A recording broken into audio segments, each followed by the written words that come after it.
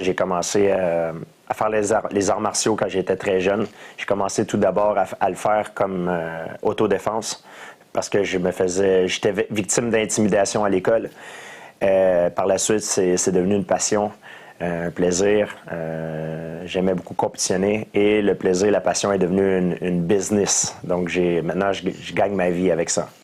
Mes parents, quand j'ai commencé à pratiquer le MMA et je leur ai dit que je voulais compétitionner, étaient totalement en désaccord avec ça. Parce qu'ils ne connaissaient pas ça. Ils voyaient des gens se faire frapper au sol, ils ne savaient pas ce qui se passait. Il y a plusieurs façons de s'en sortir et c'est un jeu un peu comme un jeu d'échecs. Tout le monde peut faire des arts martiaux. Il y a des gens qui ont un parcours différent. Il y en a qui passent par le taekwondo, le judo, le karaté, la boxe anglaise, la lutte olympique. Pour ma part, j'ai passé par le karaté Kyokushinkai. Après, j'ai fait le jiu-jitsu brésilien, la lutte olympique, la boxe anglaise, la boxe thaïlandaise aussi. Et c'est en mélangeant tous les styles qu'on devient plus performant. Parce que chaque style nous apprend une façon différente de nous battre avec des armes différentes.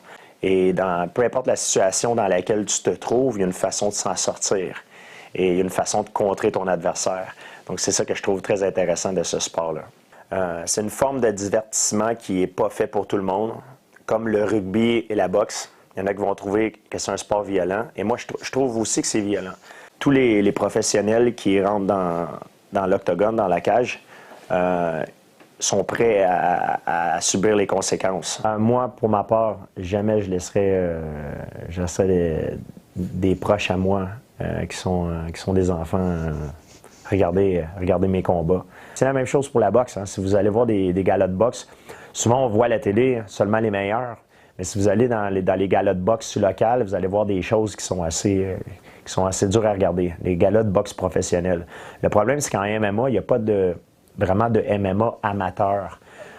Quand tu es amateur en MMA, c'est que tu proviens des arts martiaux comme le karaté, le kung-fu, le judo, le taekwondo. Et quand tu fais la transition, c'est directement au niveau professionnel.